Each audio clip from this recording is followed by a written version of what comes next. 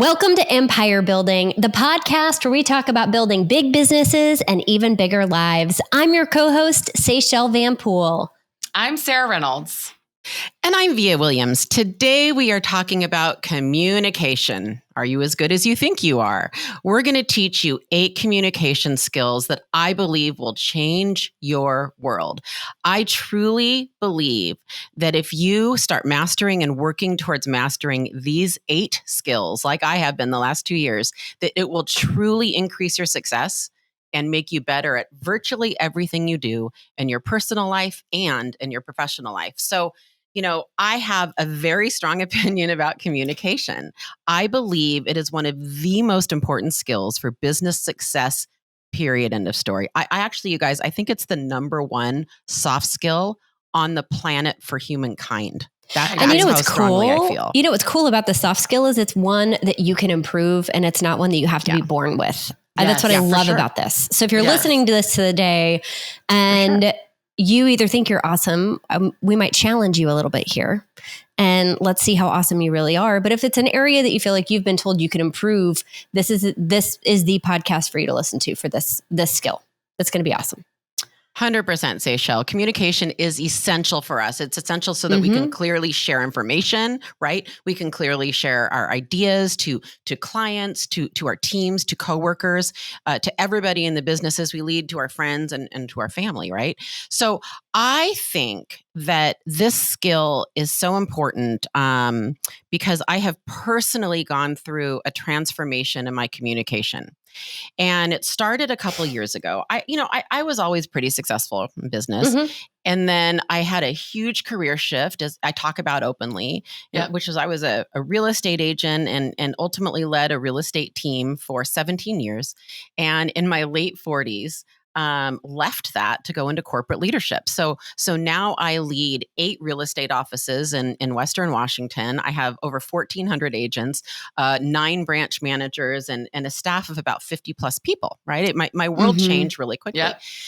And my CEO trusted me a lot. Going from leading a real estate team of 5 to 1,500 overnight was a big leap. So what we decided is that when I started the job, which was in a September, it was in the month of September of 2018. I started the job and I spent the first 4 weeks meeting one-on-one with really everybody. I think I had 30 one-on-ones, and we decided that after that I would kind of come to my conclusions of what I thought the initial priorities were for the role. Right, we had a lot of offices and a lot of things to be cleaned up. So Ben and I, my founder, set up a meeting. And I got up to his offices in Bellingham, and I was really excited to have a couple hours with him. I was, just bursting at the seams with enthusiasm, just like you do when you have a new job, right? Yeah. And excitement, and I had so much information, and I was just super excited to collaborate with him for 2 whole hours on, really what the rest of my year is going to look like, what I was going to spend my time on, what we felt like the company needed. So I get up there and we get into the conference room and I'm like, I'm so excited. He's like, me too. No, he didn't. But, I could tell deep down. I'm like, no, he doesn't. But deep down, I could tell that, he was really excited. And we get there and he goes, wait, before we start, I have a present for you. I go, oh my gosh, you do? And he goes, yeah. So he goes back to his office and he comes back and he's holding a stack of books.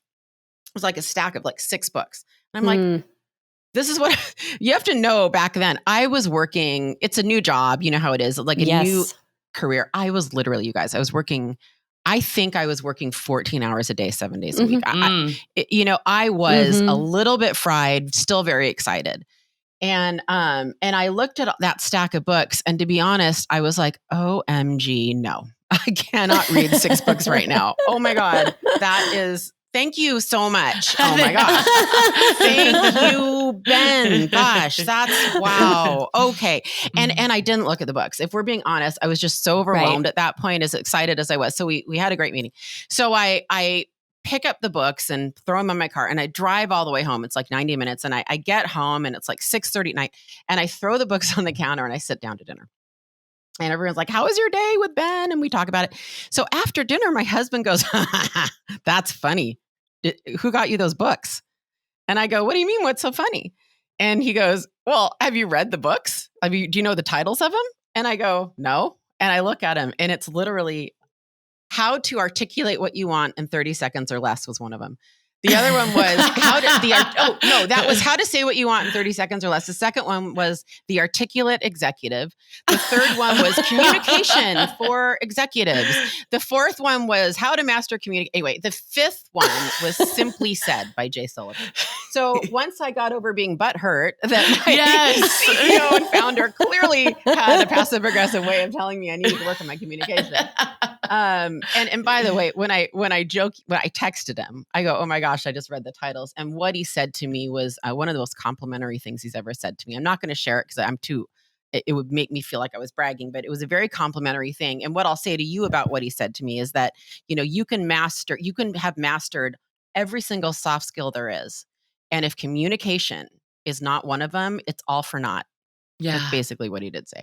Yeah. So I read Simply Said and it changed my world. I've now read it 4 times, listened to it twice, read it physically twice. I've had to get a new copy because I've spilled so many things on it. And so a lot of what this is coming from today is those books. I have become a student of communication. I have studied every aspect of it. I've read entire books on how to tell stories.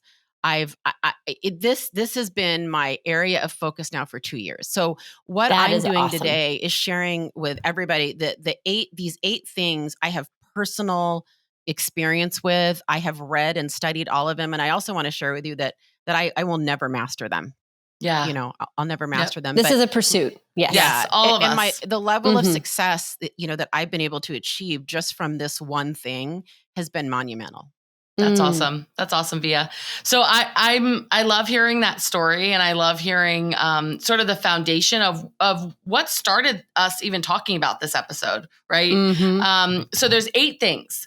So I'm going to quickly run through those, and then we're going to dive into each one. So number 1 is make it about them, not you. You want to speak, write, and present with your audience in mind, not you. So everything you do in communication needs to be about them. Number 2, listening, active listening, be a good listener. Number 3 is less is more, which is difficult for us, but we're going to talk about that. Number 4 is be a purposeful communicator and don't fear the pause. Do not fear the pause. Number 5, tell stories. Number 6, commit to being a good presenter and public speaker. This is something that you want to commit to. Number 7, you also want to commit to being a good writer.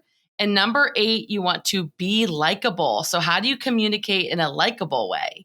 Seychelle, I love that. Yes, let's launch into number 1. Okay, let's dive in. So I'm going to start off this communication episode on my end I'm going to raise my right hand and I'm going to solemnly swear that when we go through these 8 things that I will name the title of it first for you guys instead of jumping ahead like I may have done, I don't know, a few times on the podcast. So number 1 is make it about them, not you, right? When you're speaking, writing, and presenting with your audience, you need to keep them in mind, not you.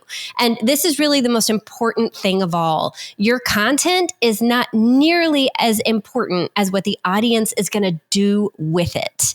They don't care what you're saying. They don't care. What they care about is, right, not what you're saying, but they care about how they can use the content that you're giving them and how it's going to benefit them. And I think a lot of us have got experience now in presenting. And if you're listening to this podcast and you're an empire builder yourself, you probably have a lot of experience teaching, presenting. If you're in a leadership position, this is probably something that you do on a regular basis.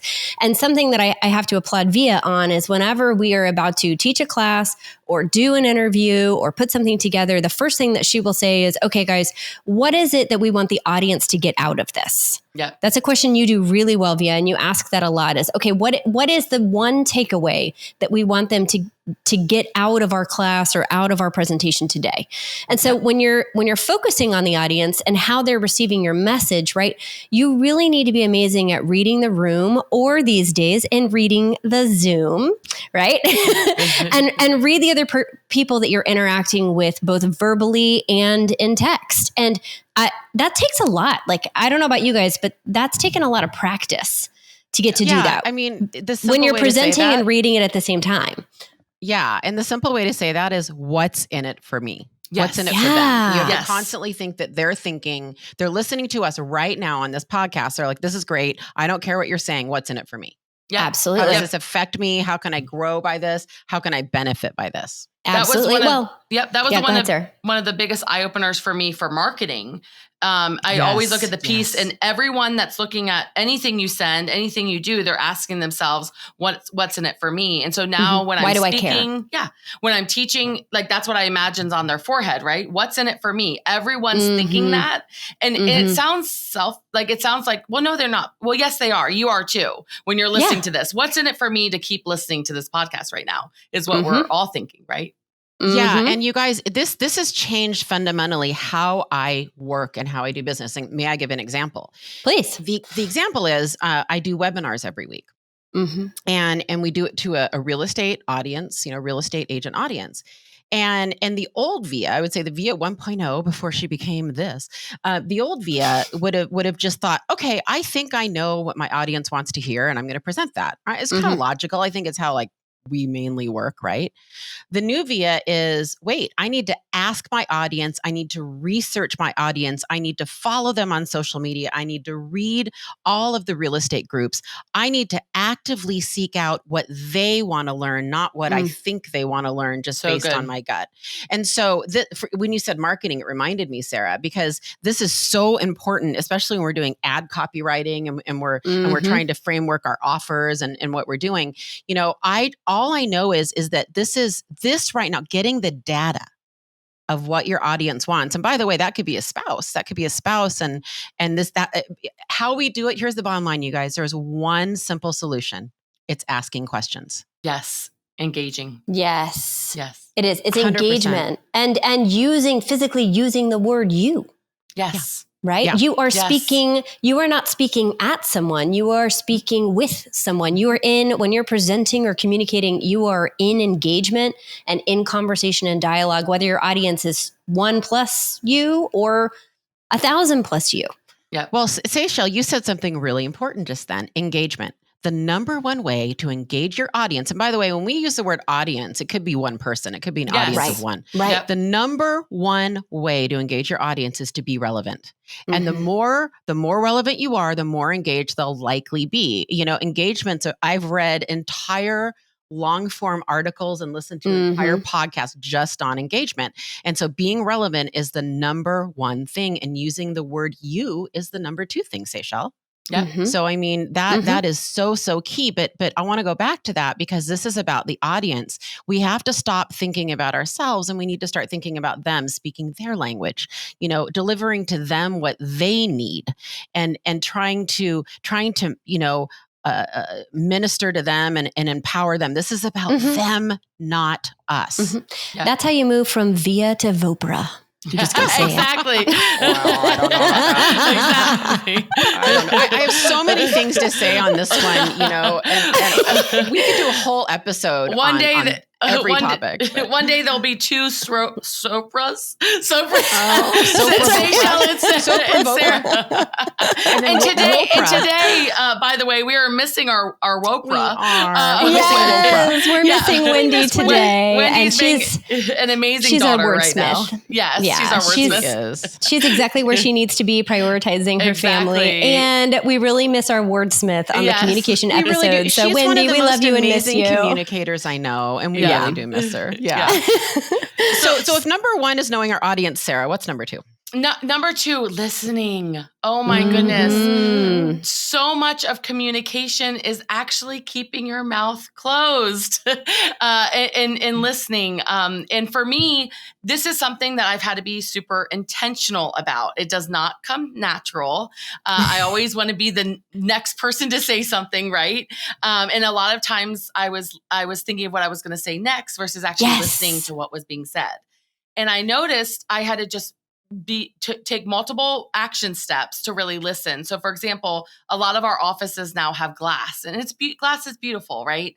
But I noticed that when I was sitting with someone, a team member, and something would happen outside my office door and someone would pass, or sometimes people come to the glass and wave, I wasn't listening to what the person in front of me said. And I actually ended up closing the glass to make sure that I can be an active listener. And so listening is such a key part of communication. People know when you're not listening. Yeah. And one of my favorite quotes around that, Sarah, is one by Maya Angelou that says, right, I've learned that people will forget what you said. People will forget what you did, but people will never forget how you made them feel. So true. And if you want to make someone feel really good about how you're communicating with them, listen. Yes. Yep. Listen. And the key with listening is really, with the communication, it's not just about what you have to say. It's about truly hearing what the other person has to say, right? And truly hearing from them. We did an exercise this week with my team where I asked them, okay, when you think of Reynolds team, what do you think of? And it was really cool because I got to listen to how they felt, listen to what they described us as. And it wasn't what I thought, it was what they thought, right? And then I changed some of my perspective because I was like, wow, my team just agreed that this is what we are, right? And it's just so powerful when you hear from other people, and it's about really hearing them. Yeah. And it's, I will, yes, to everything all of you guys said. I'll just kind of drill a little deeper, if I may. Listening is really hard for me too. And it's really the number one skill of interviewing people. And one of my, pursuits of the last few years, kind of a passion project, has been devoting myself to, hopefully someday becoming a master of interviewing people. And I don't mean job interviews. I mean, on camera or on stage. And that started by a failed interview, by the way. Welcome to my life, all my fails. And I would go deeper than that, Sarah, and say it's actually about trying to truly understand what they are meaning and what their point of view is. So what they're saying is good. That's a good start, right? Yep. But it is being so actively engaged that you're truly understanding the emotion behind what they're saying, what their point of view is. My little hack is, are all 5 senses on this person right now? And by the way, Zoom in person, on the phone, same thing. You can't smell, no smell-o-vision on Zoom or phone, but for them, if you're talking all 5 senses, I am trying to read their body language. I've tried to become a student in micro body language. Do their eyes shift? Did they tense up ever so slightly, ever so quickly? Are they feeling uncomfortable? Are they squirming? Do I know this person really well? Do I know exactly what they do when they're not telling me the truth? And by the way, it's human nature. Everybody lies every day. It's just part of our DNA. So a lot of that's with a good intent. So are they lying in the sense of, are they not telling me because they're worried I can't hear something? Right? Yeah. And one of the best things that has helped me around this is literally a blank sheet of paper and a pen. Yes. And you turn you turn your phone to where you don't see it. Flip it over and put it on Do Not Disturb. Yeah. Correct. Don't have email up. Literally in front of you have a pen and a piece of paper. And there's nothing more showing respect to the other person. And then also writing down for many of us, that's another way of listening, because you're hearing it and then you're also writing down what they said. You're anchoring it. Yes. Correct. And so that is so key in listening, is just a blank piece of paper and a pen. Can I tell you, when I'm interviewing like people for one of our companies, if they show up without a piece of paper and a pen, it's actually a red flag to me. And it's a huge concern, because I think, number one, you're not going to hear anything we talk about. And number two, how are you going to remember it moving forward? Or if it was a client, how is that going to go? The other thing too, that you mentioned about avoiding distractions, Sarah, is, for the freaking love, please don't bring an Apple Watch or a phone, a watch in that gets like 9 bajillion notifications. Yes. I had a client one time that I thought he was like really annoyed with me and needing to go, and was late to another appointment because he kept twitching every time his watch would go off. And I didn't realize it was an Apple Watch. It's when they first came out, and he kept looking at his watch. And I was like, I'm sorry. Am I like boring you? Do you need to go? What's happening? And he was like, oh no, it's my Apple Watch. I was like, I want to rip it off your I do have a news flash for everybody. We can see you. You think you're being sneaky, and you think you're we being can tell. We can see you check your Apple Watch. Like, and not listening. Take it off, put it in your pocket or whatever. It's really distracting. I think it warrants saying on this listening segment, it's such a big segment. It is. I think it's one thing to be a really great listener. And Sarah brought that up about notes. What notes do are 2 things, Sarah. They help you remember key points that you want to go back to. And it kind of helps you, I think, make your thoughts logical. Mm-hmm. So you don't have to focus on what you're going to say next. So true. But it also shows respect. Mm-hmm. And what it does is it shows them, it's called, the term is called validation. I've read an entire book on validation that I highly recommend, and we'll put it in our show notes. And validation is the second part to listening. It's one thing to listen. It's another thing to show them you're listening. Have you guys ever talked to anybody who gives you no feedback? Yes. You're like, hi, can you hear me? Hi. Yes. Hi. Are you here? Yeah. Yes. Mentally, are you here? For me? You want to? Yeah. And there, I've read a whole book on this, and there are a lot of ways you can do microfeedback and macrofeedback. But, the important thing about validation is validate the emotion. Even if you don't agree with them, it's like, wow, seriously? Those are just little validations like, Sarah, whoa. Yeah. And then a longer form of that might be, Seychelle, oh my goodness, you must have felt so sad. I'm so sorry. And then you keep going, don't forget. And that goes with body language too, nodding, even a tear coming down your eye, whatever the nonverbal validation is, that is such an important second component to listening. It's one thing to listen. It's the second, you have to show them that you're listening. That's everything. Yeah. I think 1 and 2, we could probably stop at 1 and 2. They're so strong, but we're not going to. But we're going to keep going. We're going to keep going. Because number 3 is one of my biggest struggles. Listening is probably my biggest struggle. This is my second biggest struggle, judging by the title of the books that Ben gave me. And number 2 is less is more. Number 3. Sorry, number 3. See, I can't even. Less is more. Less is more. Every single word you use or write, challenge them. Challenge every single word you use. Use simple, use easy to understand words and phrases. I love a big vocabulary word, just like the rest of them, but I actually try to stay away from them in certain circumstances. I want to be clear and concise, right? Yeah. And this goes with written communication and verbal as well. By the way. Yeah, I'm bringing up marketing again because marketing is a form of communication, a big form of communication. But one of my coaches always says, if you look at any of your marketing, can a third grader know what to do? I love that. Is it so simple that you could go to a third grader and they would know what to do? And that's actually how you should be communicating, not to be treating them like they're a third grader. But what I'm saying is it should be so clear and simple that a third grader can understand it. And so I think that's really key, especially with vocabulary. I don't have a good vocabulary. So it bothers me when people use words that I'm like trying to follow what they're saying. And so it's really key to make it super simple. And since it's about you, Sarah, I don't want to presume anyone's vocabulary. So I prefer to stay simple and not use big vocabulary words because I want to honor my audience. I want to honor you if I'm talking to you. And I don't know what your vocabulary is, right? Yes. Right. Do you guys want a few hacks on this? Well, one really big hack. Yes. This comes from Jay Sullivan and Simply Said, and we'll put that in show notes. So the hack to eliminating words is you focus on the action in each sentence, okay? So what's the primary action in each sentence? And then you find the best word for that action, and then you can shorten it. So here's an example, and this is from the book. This is an 11-word sentence. The project is delayed at the insistence of the manager. Okay. 11 words, okay. How can we make insisted is the word that we're focusing on. That's the action word. So then we can make that 7 words. The manager insisted on delaying the project. Much better, right? Yes. Much more clear and concise. Simpler and too. So that's just a simple hack. Like I'm always like, okay, what's the primary action? And then we do it with our titles of our podcasts too, don't we? Yeah. Recently honing it down. Yeah. The other thing that I get out of this is if it's a visual presentation as well, like no more than one headline.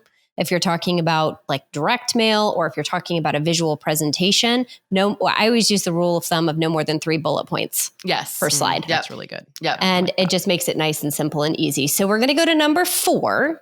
Number 4 is one that I have struggled with, which is be a purposeful communicator and don't fear the pause. I love that. And in pausing, that's really hard to do, especially Super hard to do. As I've admitted on previous podcast episodes, right? Like I love building cohesion. I love building teams. I love positivity. And so having to pause to me can create intentionality in your communication, but it can also create tension. And so I found growing up, I would try to fill the space if there was ever a pause in there because I didn't want it to feel awkward. Yeah. And sometimes as a parent, when you really need something to be felt, the pause is important. It's just as equally important in communication. Yep. I learned one of the best classes that I ever took on communication was actually at my church, and it was for small group leaders. And they talked about the power of when you ask a question, you must pause. And so many people, when they ask a question, they don't give the audience enough time to actually think and then answer.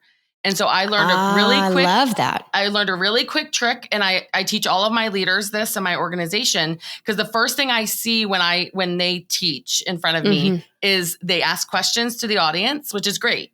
Yeah. And then it's like 2 seconds go by and they're like trying to fill it and they act really awkward. It's actually not awkward for the people listening because they're thinking. So to them, they're hearing themselves think. They're not hearing the silence that the person that asked the question is hearing. So I learned to count to 10 seconds. That's right. Count 10 seconds. And typically 10 seconds is long enough time to give people enough time to think and then answer. And so anytime I ask a question, I'm counting in my head. That's my little hack for that, to 10 seconds, and then they will answer. So don't fear the pause. I love the 10. And I physically, like, to get in the habit in doing that when I would present, I would physically have to tap, like, very lightly, just tap the side of my leg when I would present, because I would want to want to jump ahead of it. Now, pause is also really important in one other area of communication, and that is sometimes certain communications directed at you don't need to elicit an immediate response. And I think all of us, if you've been around in business long enough, or just in life, right? Someone has baited you or communicated with you in a way that you didn't like, and it elicited an immediate response. And I also want you to consider, if you're thinking about the pause, to think about the intentionality of your response when you're communicated with as well, because sometimes that pause gives you the space to respond more appropriately than maybe you would have otherwise if you had an immediate response. So think about that too. Yeah, I think all of us have had those moments. Me, sadly, guilty. This week, my hand is up. Where someone sends an email or some type of written communication, and you just hit reply really quick, and you just type what you're feeling, and then you hit the send button, and it's absolutely.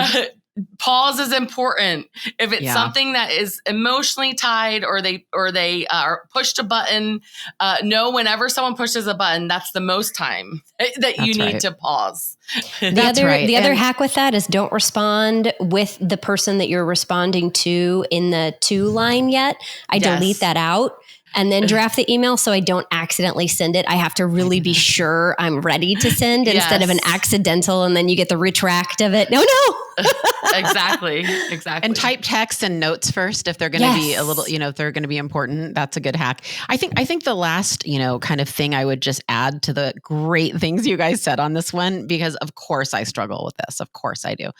I think everybody does. Yeah. But I think one thing I would add, you guys, is that what this has done for me is it's helped me be a better listener.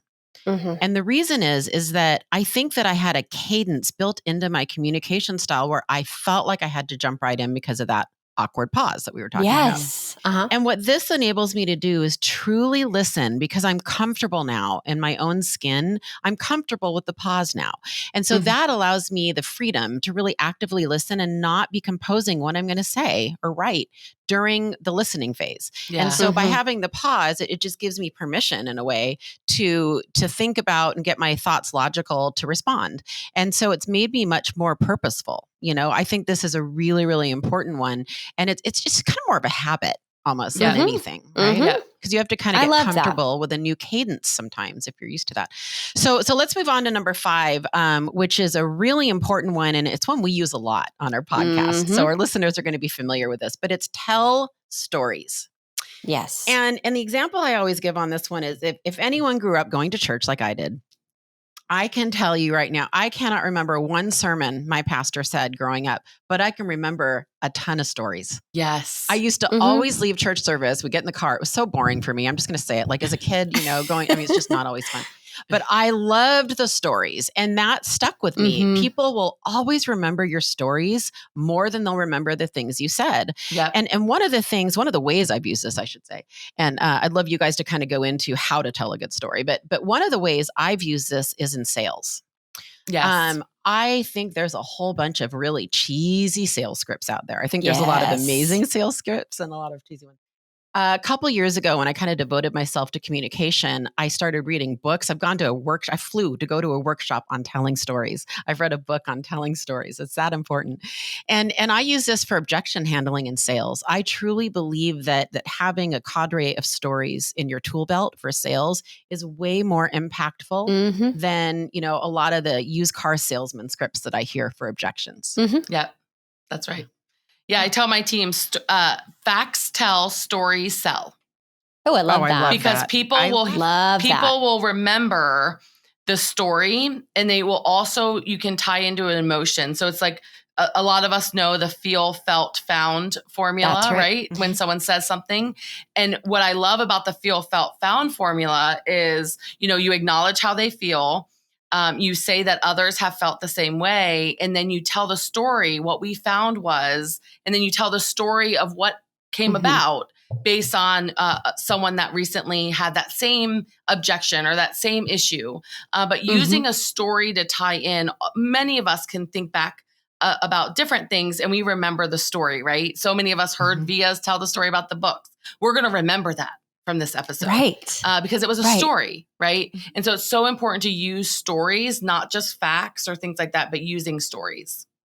And, the beautiful part about stories are too, is I hear presenters say this a lot, where they'll say somebody else's story, I give them credit for 3 times. And then after that, it becomes my story. Right. Yes. And I get to tell it. Heard that. I like that. I have a couple like that. Yeah. When you hear a good example of getting something across that you're wanting in a story, take notes on that and put that in your tool belt, as Via says, because I think that it doesn't have to be your own individual experience that you can help somebody learn through. No. Absolutely. And in fact, as leaders, you guys, certainly as sales managers, one of the things I try to do every week, both in my real estate sales team and then also my corporate job, is I say, hey, I'm going to feed you some stories today. Yes. And so that they can use the royal we, because my story is now their story. We're all in the same family. And I'm literally feeding them stories, and I teach them how to use them. That's how strongly I feel about this. But a couple really quick guidelines. I love what Sarah just said.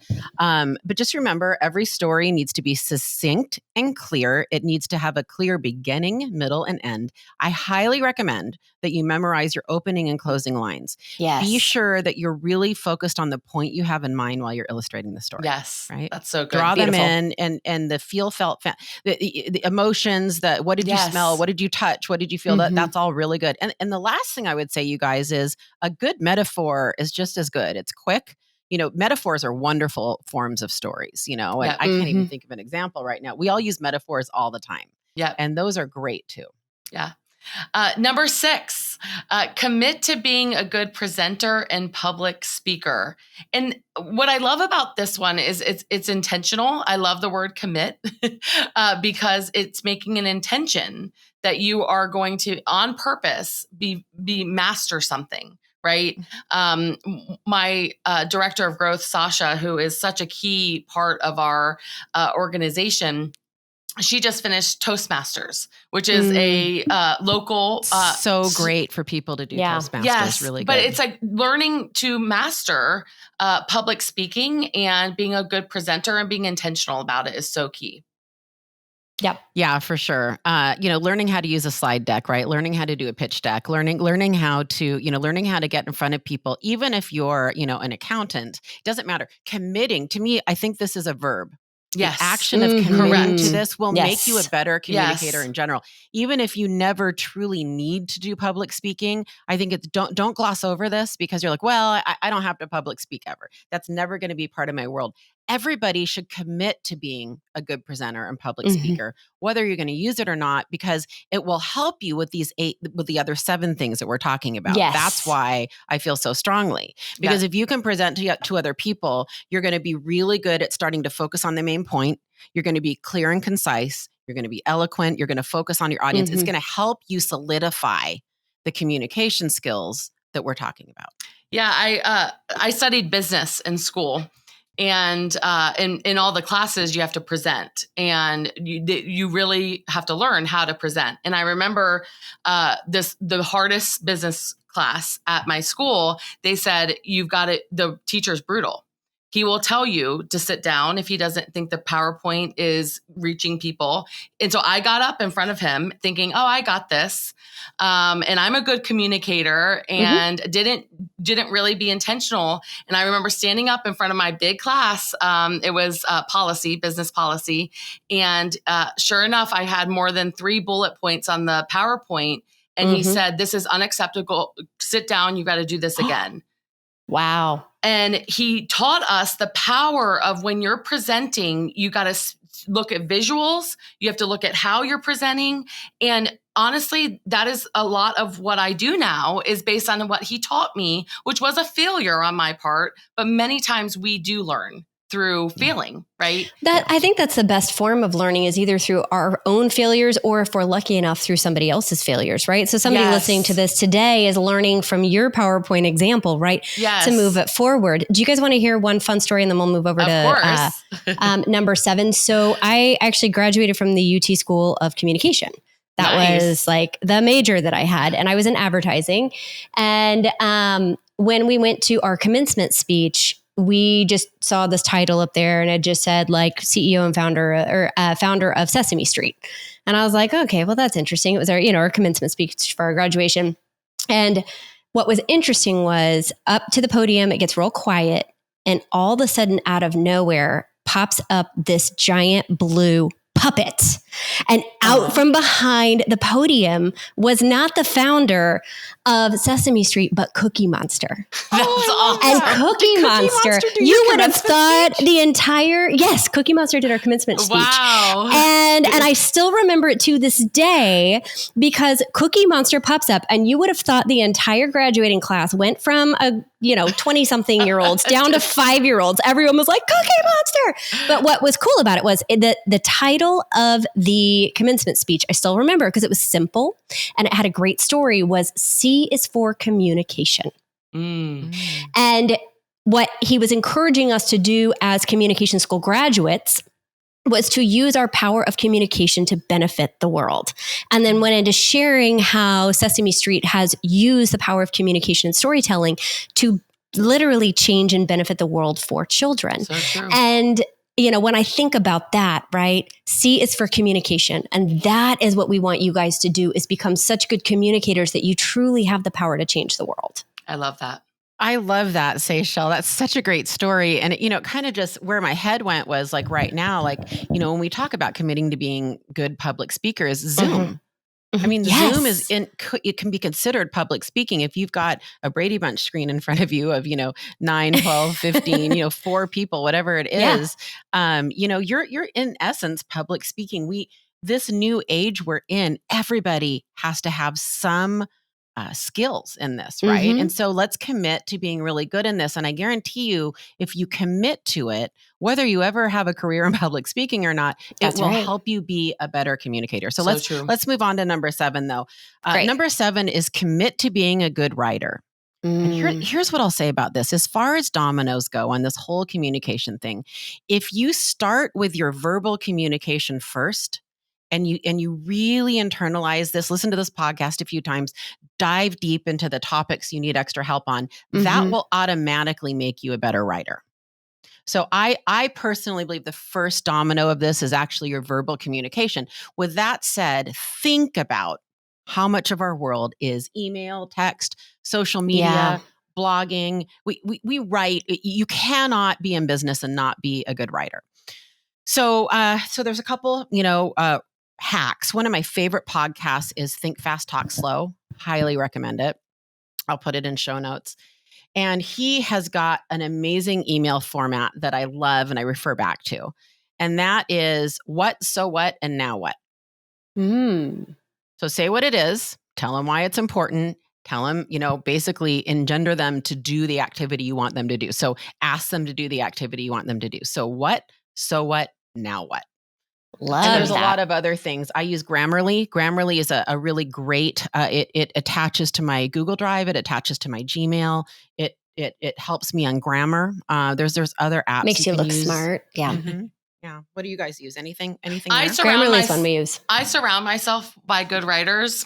Awesome. It's so important. And most things are not allowed to go off my desk without going to someone else first. Because I struggle in this area. Out of all of these, this is my written. I'm horrible at grammar. I'm horrible at it all. Okay, with this. And so I just have surrounded myself. We have an editor on staff, because nothing is allowed to go out without someone else. That right there, Sarah. That's there is your hack, right? That's great. You have people edit anything that matters. That right there is really a great thing to pass on to everybody. Yeah, I mean, for me, that's been key. That's great. We are fortunate. We have 3 English majors on our team. Oh. I almost feel like I now you get a check plus if that's in your in your resume. I'm like, oh, thank goodness, because they catch a lot of our stuff. Do you guys want to hear something? I read a big, huge national survey. Out of the top 3 hireable traits, written communication is number 3. The first one was leadership. The second one was how to be a team player, if they're a good team player. And this is assuming all the hard skills are good. Right. Yeah. And you're soft. If there are if there's 2 candidates side by side, any type of you're tied with another candidate, they will almost always hire the person that's better in written communication. Wow. That's so good. I believe that, though. I absolutely believe that. The other on the written communication, if you're doing email or text format, is think on bullet points instead of long paragraph form. And then I'm going to take us to number 8, which actually ties up a lot of the things that we've talked about before. Number 8 is be likable. Now that sounds kind of cheesy when you say it like that, right? Well, how do I be likable? Well, there's a lot of hacks actually that you can use to become more likable in your communication. And one of the first ones actually relates back to number 1 that Via was talking about, which is engaging the audience. Don't talk at your audience, talk with them. And by doing that, there's a couple things you need to think about. You need to be confident about what you're presenting, but you also need to be humble. It's okay to look less than perfect. And I know that some of you might be cringing right now because we all like to look good and we all like to be right. But actually, by being real and sharing your failures, my gosh, I mean, how many of those have we admitted to today on this episode, right? It's actually a sign of authenticity and respect for your audience that you don't think that you're holier than thou by never having had an issue, a challenge, a failure, or a problem.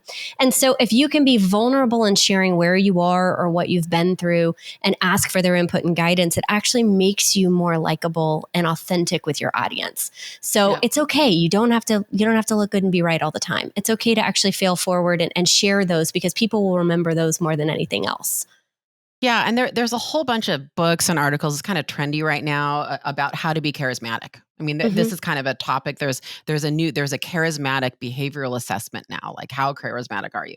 And a lot of what I know, and what that really is really how to be likable, right? It's a skill. I mean, I know that sounds that you can work on, and all of the studies have shown that less than perfect conveys authenticity and people trust us more. And trust is the number 1 foundation of any relationship in your entire life. Do they trust you, right? Yes. In business, it's especially important because, it's important in personal too, but in business, it's do they trust you as the person who's going to get them to their goals? If they join your organization and continue working in your organization, right? Yep. Do they trust you that they're going to hit their personal goals through you, right? Yep. Achieve them. Yep. And so one of the most important ways to be likable is this concept of validation that I've been talking about a lot, right? And again, I'll put it, there's a great book on this and it's really good on Audible and it's really short. It's called I Can Hear You by Michael Sorensen.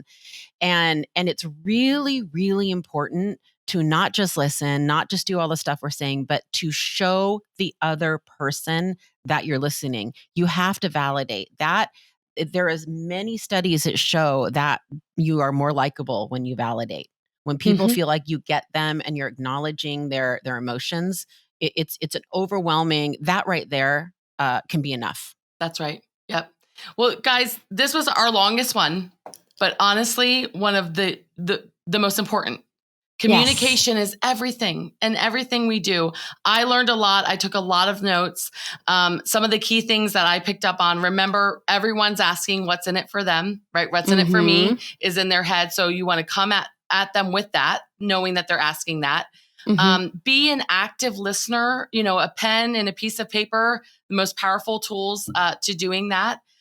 Don't forget to pause. Don't fear the pause, counting 10 seconds, tapping on your leg as Seychelle, whatever you need to do to make sure that you're not jumping ahead.